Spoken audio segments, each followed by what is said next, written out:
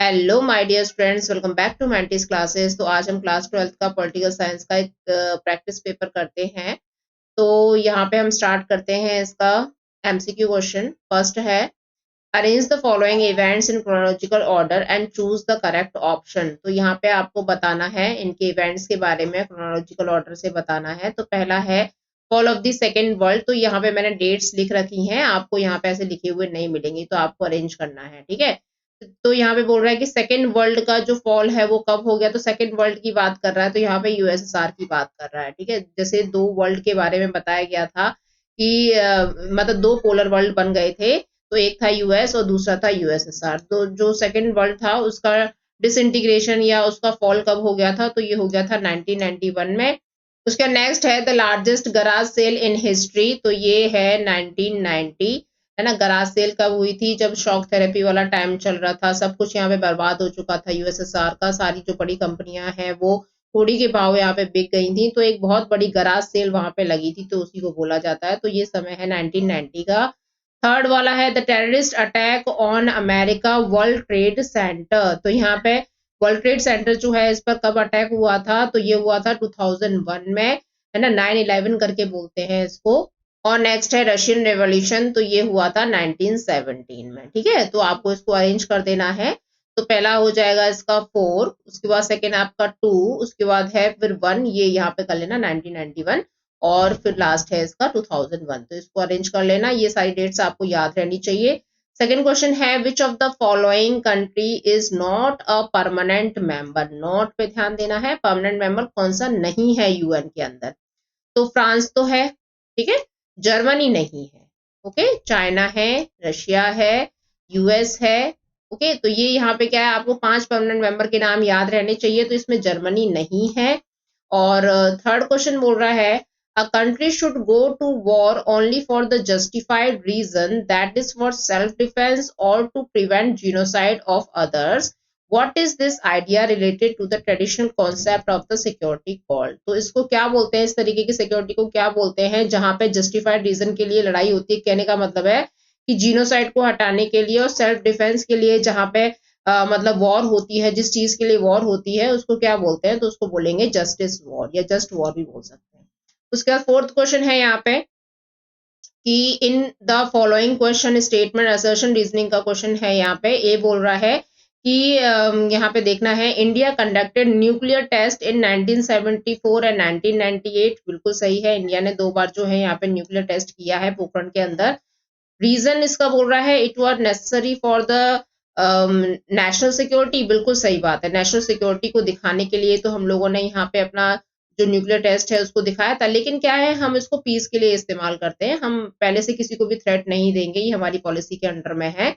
तो यहाँ पे हमने अपनी नेशनल सिक्योरिटी को बढ़ाने के लिए और दुनिया को दिखाने के लिए कि भाई हमारे पास भी पावर्स हैं, तो इसलिए हमने यहाँ पे ये टेस्टिंग की थी, ठीक है। तो ये दोनों ही स्टेटमेंट हमारे सही हैं एंड आर जो है इसकी करेक्ट एक्सप्लेनेशन भी बता रहा है। ओके, तो आंसर हो जाएगा यहाँ पे ए। फिफ्थ क्वेश्चन देखेंगे, the third component of India security strategy is two. तो यहाँ पे आपको बताना है कि इंडिया सिक्योरिटीज के कंपोनेंट्स क्या क्या हैं। तो जैसे कि 4 मेजर कंपोनेंट्स हैं इंडिया की सिक्योरिटी के। तो पहला क्या है स्टूडेंट, पहला है आपको मिलिट्री कैपेबिलिटीज को अच्छा करना है, स्ट्रेंथन करना है, ये हमारा पहला कंपोनेंट है। दूसरा वाला क्या है, प्रोटेक्टिंग योर सिक्योरिटी इंटरेस्ट, आपको प्रोटेक्ट करना है इंटरनेशनल थ्रेट से और अपने इंस्टीट्यूशंस बनाने हैं अपने सिक्योरिटी इंटरेस्ट के लिए, ठीक है। तो ये सेकंड वाला हो गया। थर्ड वाला क्या है कि जितने भी आपके देश के अंदर जो इंटरनल प्रॉब्लम्स चल रही हैं उनको उनसे आपको मतलब प्रोटेक्ट करना है, अपने देश को प्रिपेयर करना है, किसी भी तरीके की जो प्रॉब्लम है उससे कैसे डील किया जाए, ठीक है ना। किस तरीके से जो डिफरेंट कम्युनिटीज रहती हैं, डिफरेंट सिस्टम जो हमारे देश के अंदर चलता है, जितने भी ग्रुप्स हैं, तो उनको कैसे गवर्न किया जाए, कैसे वो सारी चीजों को मैनेज किया जाए, कैसे अपने डेमोक्रेटिक पॉलिटिकल सिस्टम को मैनेज किया जाए, ये सारी चीजें इसके अंदर आती हैं। तो ये है हमारा थर्ड वाला, ठीक है। और फोर्थ वाला जो है लास्टली हमको क्या है, अपना डेवलपमेंट देखना है, अपने डेवलपमेंट को इनहेंस करना है कि भाई पॉवर्टी में ना रहे, हमारा देश इकोनॉमिकल बूस्ट करे, ये सारी चीजें, ठीक है। तो ये थर्ड वाला बोल रहा है, आपको वैसे चारों ही याद रखने हैं, कोई भी पूछा जा सकता है। उसके नेक्स्ट पे मूव करेंगे। 6 क्वेश्चन बोल रहा है which country was attacked by China in 1962। तो ये तो बहुत सिंपल क्वेश्चन है, यहाँ पे आ जाएगा इंडिया, ठीक है। चाइना की हमारी अभी तक एक ही लड़ाई हुई है, लेकिन ये बहुत बड़े लेवल की लड़ाई थी, इसमें हम बहुत बुरी तरीके से हारे। उसके बाद 7th क्वेश्चन यहाँ पे बोल रहा है सेलेक्ट करना है आपको, यहाँ पे मैच करना है लिस्ट 1 को लिस्ट 2 से। तो first conference of non alignment movement, जिसको नैम बोला जाता है, इसकी पहली मीटिंग जो है ये कौन सी ईयर में हुई थी? तो ये हुई थी 1961 में। ठीक है। चाइनीज रिवॉल्यूशन ये कब स्टार्ट हुआ था? ये स्टार्ट हुआ था 1949 में। उसके बाद इंडिया पाकिस्तान वॉर जो है ये कब हुई थी? ये हुई थी 1965 में। एंड जनता पार्टी गवर्नमेंट जो है ये कब फॉर्म में आई थी? जब इमरजेंसी के बाद का जो समय था उसके बाद 1977 में। ठीक है, तो यहाँ पे इसका आंसर हो जाएगा बी। ठीक है, इसको करेक्ट कर लेना। उसके बाद 8th क्वेश्चन है which two leader sign the Panchsheel declaration in 1954। तो पंचशील डिक्लेरेशन जो है ये कौन से दो लीडर्स ने साइन किया था? तो ये साइन किया था हमारे इंडिया के जवाहरलाल नेहरू और चाइना के जू इनलाई ने। ठीक है, जनरल जू इनलाई। तो इन्होंने ये साइन किया था पंचशील ट्रीटमेंट। इसमें 5 चीजों पे साइन किया था कि कोई भी इंटरफेरेंस नहीं करेगा, है ना, फॉरेन पॉलिसीज वगैरह ये सारी चीजें। तो यहाँ पे आंसर हो गया हमारा ए। देन 9th क्वेश्चन पे मूव करेंगे। Which government implement the recommendation of Mandal commission इन 1990। तो 1919 में किसकी सरकार चल रही थी? तो ये सरकार चल रही थी national front government, VP Singh थे उस समय पे प्राइम मिनिस्टर। ठीक है, तो यहाँ पे आंसर आ जाएगा आपका डी, मंडल कमीशन के समय पे।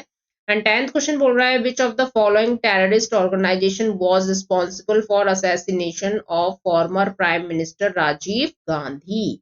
तो राजीव गांधी का जो असैसिनेशन हुआ था तो उसके पीछे कौन से टेररिस्ट ऑर्गेनाइजेशन का हाथ बताया जाता है? तो ये बताया जाता है एलटीटी का। ठीक है, liberation tigers of Tamil Eelam करके इन्होंने डिमांड की थी कि भैया हमको श्रीलंका के अंदर जगह चाहिए करके, श्रीलंका हमारा देश है। तो ये एक मिलिटेंट ग्रुप था और तमिलियंस का, और ये तमिलियंस जो हैं ये कहाँ से बिलोंग करते थे? ये इंडिया से बिलोंग करते थे। तो हमारे जो तमिलियंस थे उनको बहुत गुस्सा आ रहा था कि भाई जो राजीव गांधी है वो हमारे लिए कुछ क्यों नहीं कर रहा है। तो इसी वजह से यहाँ पे क्या है, जो Rajiv Gandhi peacekeeping force भेजते हैं ना श्रीलंका के अंदर, तो वहीं से इनकी जो खटास है वो शुरू हो जाती है और लास्टली क्या होता है, इनको बॉम्ब से उड़ा दिया जाता है। ठीक है, लिट्टे के समुदाय के द्वारा ही। 10th क्वेश्चन पे आएंगे। In the following question statement, ये यहाँ पे असर्शन रीजनिंग का क्वेश्चन है, स्टूडेंट देख लेते हैं। The new economic policy introduced in 1991 were heavily criticised by various movements and organisation. बिल्कुल सही बात है। हमारे देश में 1991 में जब न्यू इकोनॉमिक पॉलिसी को इंट्रोड्यूस किया था तो उसको बहुत क्रिटिसिज्म मिला था, लिबरलाइजेशन, प्राइवेटाइजेशन और ग्लोबलाइजेशन को जब इंट्रोड्यूस किया गया था। ठीक है, लेकिन फिर भी भाई हमको अपना देश चलाना था, बहुत ज्यादा हम इकोनॉमिक क्राइसिस से गुजर रहे थे, तो गवर्नमेंट जो है वो लगातार पॉलिसीज लेके आती जा रही थी। ठीक है, कि किसी न किसी तरीके से हमारी जो आर्थिक स्थिति है वो संभल जाए। तो यहाँ पे हमारे ये दोनों ही स्टेटमेंट जो है ये करेक्ट है, एंड आर जो है इसकी करेक्ट एक्सप्लेनेशन भी है। ठीक है, उस समय पे प्राइम मिनिस्टर कौन थे? नरसिम्हा राव थे। तो यहाँ पे हमारा आंसर हो जाएगा ए। 12th क्वेश्चन में मूव करते हैं। dispute between the supporters and opponents of the reservation for other backward classes, OBC के लिए रिजर्वेशन 27%, 1989 का समय याद रखना, ये है Mandal issue. Answer B is correct. Then हम यहाँ पे देखेंगे स्टूडेंट, ये देखो ये यहाँ पे 2 मार्क्स क्वेश्चन है, शॉर्ट क्वेश्चन है। ये अभी तक आपको पूरा समझ में आ जाने चाहिए वैसे, क्योंकि अभी एग्जाम ज्यादा दूर है नहीं, आने ही वाला है। यूरोपियन यूनियन की क्या लिमिटेशंस रही हैं, ठीक है। उसके बाद यहाँ पे ईस्ट पाकिस्तान जो है कैसे बांग्लादेश बन जाता है, इसके पीछे का पूरा जो चैप्टर है ना 5th वाला, उसमें मैंने पूरा अच्छे से एक्सप्लेन किया है कि क्या रीजंस इसके रहते हैं। ठीक है, उसके बाद यहाँ पे balance of power and security policy बोल रहा है, कैसे बैलेंस बना के चलना है हमें सिक्योरिटी पॉलिसीज के अंडर में। उसके लेफ्टिज्म एंड राइटिज्म का क्या रोल रहता है, राइटिज्म जो है ये किस चीज पे ज्यादा ध्यान देते हैं, लेफ्टिज्म किस चीज पे ज्यादा ध्यान देते हैं। देन बोल रहा है कि हमारी इंडिया की फॉरेन पॉलिसी कैसी है, वेरी इंपॉर्टेंट क्वेश्चन, इसको अच्छे से कर लेना। जितने भी अरिहंत के सैंपल पेपर समझाए हैं ना मैंने, उन सब में ये क्वेश्चन कहीं ना कहीं पे बताया गया है। ठीक है, और उसको अच्छे से समझाया भी गया है, तो आप वहां पे जाके देख सकते हो। सारे सैंपल पेपर हैं 1 से लेके 10 तक, आपको फुल सैंपल पेपर जो है पूरा क्वेश्चन आंसर एमसीक्यू सबके साथ समझाया गया है, और 11 से लेके 15 तक के जितने भी एमसीक्यू बेस्ड क्वेश्चंस हैं वो सारे समझाए गए हैं। आप एक बार प्लेलिस्ट पे जाके जरूर चेक करना, आपको काफी हेल्प मिलेगी उससे। ठीक है, उसके बाद यहाँ पे explain any 2 changes that took place in the India defence sector after 1962। ठीक है, 1962 के बाद यहाँ पे इंडिया के डिफेंस सेक्टर में क्या क्या चेंजेस किए गए थे जो चाइना की वॉर हुई थी। उसके बाद है next, explain about any two collaboration and two obstacle between India and Nepal relation. ठीक है, कोई ना कोई एक रिलेशन जरूर पूछा जाएगा आपको, इंडिया पाकिस्तान का, इंडिया चाइना का, है ना, इंडिया नेपाल का, इंडिया भूटान का, कोई भी पूछा जा सकता है सार्क कंट्री में से और बाहर के कंट्रीज के साथ भी। ठीक है, उसके बाद ये आप ध्यान रखना है। Explain the function of any four agencies of United nation, कोई भी चार एजेंसीज बता देना, जैसे आप बता देना कि भाई WHO क्या करती है, उसके बाद यूनेस्को बता देना, और उसके बाद क्या यूनिसेफ बता देना, कोई भी चार बता सकते हो जो भी आपको आते हो। उसके बाद ILO वगैरह भी बता सकते हो। तो नेक्स्ट देखते हैं, give argument for the against the statement economic globalisation is recolonisation of the world. तो यहाँ पे क्या है ना, ये जो पेजेस वगैरह से दे रखे हैं तो इसकी आंसर शीट है नहीं इसके अंदर। ठीक है, लेकिन आप ये क्वेश्चन सारे फाइंड आउट करके, वैसे ही सारे के सारे अरिहंत में समझाए गए हैं, आप जरूर देख लेना, इमरजेंसी से रिलेटेड क्वेश्चन है भी। उसके बाद बीजेपी जो है कैसे एमर्ज होती है पोस्ट इमरजेंसी इरा के बाद, तो मतलब कहने का है इमरजेंसी के बाद कैसे जनता पार्टी जो है वो फॉर्म में आती है, फिर कैसे बीजेपी का रूप लेती है, और आज की डेट में तो भैया बीजेपी सबसे ग्रेटेस्ट पार्टी है। ठीक है, और उसके बाद हम यहाँ पे नेक्स्ट देखेंगे, ये एक पैसेज बेस्ड क्वेश्चंस हैं स्टूडेंट। तो यहाँ पे क्वेश्चन दे रखे होंगे आपको कि भाई क्या है, कौन सा मेंबर नहीं है आज की डेट में यूरोपियन यूनियन का, तो ये ब्रिटेन नहीं है, ये एग्जिट कर चुका है वहां से, है ना। उसके बाद यहाँ पे 2020 में इसका पूरी तरीके से एग्जिट हो चुका था, रिकमेंडेशन इसने डाल रखी थी पहले 2016 में डाल रखी थी, लेकिन इसको फाइनली 2020 में निकाल दिया गया है। उसके बाद यहाँ पे यूरोपियन यूनियन जो है ये कब एस्टैब्लिश हुआ था, है ना, 19। ये तो बेसिक से क्वेश्चन है, आपको देखो यहाँ से पढ़ने के बाद आपको बस एक आइडिया मिल जाएगा, लेकिन मेनली आपको पता होना चाहिए कि कब इसका फॉर्मेशन हुआ, है ना, कौन से कंट्रीज इसके अंदर आते हैं, टोटल कंट्रीज कितने हैं, EU के अंदर 27 कंट्रीज हैं टोटल, तो ये सब आपको पता होना चाहिए। नेक्स्ट देख लेते हैं, विच of the following European union country resisted. Resisted का मतलब होता है रोकथाम, accepting the European currency euro. तो किस कंट्री ने यूरो को नहीं अपनाया था, इसकी करेंसी को नहीं अपनाया था। यूरो किसकी करेंसी है, यूरोपियन यूनियन की करेंसी है, तो इसकी करेंसी को नहीं अपनाया था। तो देखो फ्रांस ने अपनाया था, जर्मनी ने भी अपनाया था, लेकिन स्वीडन, डेनमार्क, ये कुछ ऐसे कंट्री थे जिन्होंने इसको नहीं अपनाया था, इसकी करेंसी को। ठीक है, तो आज की डेट में स्वीडन में क्या चलता है, वहां की जो करेंसी है स्वीडिश क्रोना करके वो चलती है। तो यहाँ पे आंसर हो जाएगा हमारा सी। देन नेक्स्ट है, in which of the following matter the European Union could not reach the mutual consensus. तो यहाँ पे कौन सी ऐसी चीज थी जहां पे उनका म्यूचुअली कंसेंसस नहीं बन पाया था। ठीक है, तो जैसे ओन करेंसी होगी, तो ये हमने देख लिया, यहाँ पे ओन कर लेना। तो यहाँ पे यूरो, तो उसको तो अपना ही लिया था, ठीक है, ठीक है ना। तो यहाँ पे करेंसी हो गई हमारी ये यूरो। उसके बाद ओन फ्लैग भी इनका बन गया था, ठीक है। एंड ओन कॉन्स्टिट्यूशन नहीं बना था, सारे कंट्रीज का सेम कॉन्स्टिट्यूशन नहीं बन पाया था। ठीक है, तो यहाँ पे जो इसका आंसर हो जाएगा वो हो जाएगा सी। ओके स्टूडेंट, तो यहाँ पे इन लोगों का जो फॉर्मल कॉन्स्टिट्यूशन है ना वो सेम नहीं हो पाया था, और फाउंडेशन डे तो सबको पता ही है 1992। उसके बाद 25th क्वेश्चन देखेंगे, ये मैप बेस्ड क्वेश्चन है। यहाँ पे ABCD करके 4 प्लेसेस मार्क कर रखी होंगी और उससे रिलेटेड यहाँ पे क्वेश्चन पूछ सकते होंगे। पहला क्या बोल रहा है, the state related to Karpoori Thakur. तो कर्पूरी ठाकुर से रिलेटेड कौन सा स्टेट है, तो ये हो जाएगा बिहार। ठीक है, यहाँ पे कर लेना। देन नेक्स्ट है, state related to Lal Bahadur Shastri. तो ये कहाँ के थे, ये थे उत्तर प्रदेश के। ठीक है, ये हो जाएगा इसका आंसर बी। बोल रहा है स्टेट रिलेटेड टू एस निजालिंगप्पा। तो निजालिंगप्पा जो है ये कहाँ के थे, तो ये मैसूर के थे, कर्नाटक। ठीक है, यहाँ पे कर लेना सी। एंड नेक्स्ट है स्टेट रिलेटेड टू वीवी गिरी। तो वीवी गिरी जो है वो कौन से स्टेट से बिलोंग करते हैं, तो ये बिलोंग करते हैं आंध्र प्रदेश से। ठीक है, तो यहाँ पे जो है आपकी, आप इसकी फिलिंग कर लेना स्टूडेंट, बिल्कुल एग्जैक्टली, और यहाँ पे स्टेट वगैरह भी लिख लेना।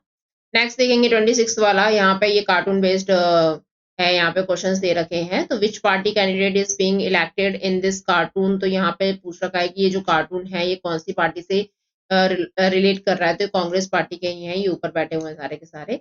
And identify any one leader shown in the cartoon. तो ये यहाँ पे सबसे बेस्ट याद रखना जवाहरलाल नेहरू। ठीक है, ये मौलाना अब्दुल कलाम आजाद भी आप याद रख सकते हो वैसे तो, लेकिन यहाँ पे आपको सबसे बेस्ट दिख ही रहा है कौन, जवाहरलाल नेहरू। आप एक कोई भी लीडर जो आप बता सकते हो।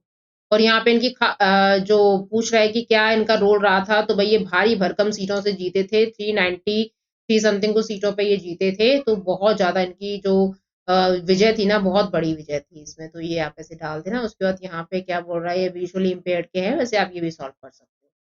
उसके बाद यहाँ पे आ जाएंगे लॉन्ग क्वेश्चन हैं स्टूडेंट यहाँ पे। तो ये तो कई बार डिस्कस कर रखा है, तो सोवियत यूनियन का कोलैप्स कैसे हुआ है ना, और उसके बाद क्या है यहाँ पे geopolitics resources of the present, ये सारे आपको अरिहंत के सैंपल पेपर में मिल जाएंगे। आप एक बार जरूर देख लेना स्टूडेंट। तो यहाँ तो आप एक बार एग्जाम से पहले इसको जरूर देख के जाना, यहाँ से कोई ना कोई क्वेश्चन जो है आपका जरूर फंस सकता है। तो जितना हो सकता है उतना आप प्रैक्टिस करते जाना, ठीक है स्टूडेंट। तो अभी एग्जाम की तैयारी ऑलमोस्ट आपकी कंप्लीट हो ही गई होगी। जितना आपने पढ़ रखा है उतना आपको बार बार उसका रिपीटेशन करना है, रिवीजन करना है बहुत अच्छे से, और अपना एग्जाम देना है, ठीक है। तो मिलेंगे नेक्स्ट वीडियो में, तब तक अपना ध्यान रखिए, पढ़ते रहिए, बाय बाय।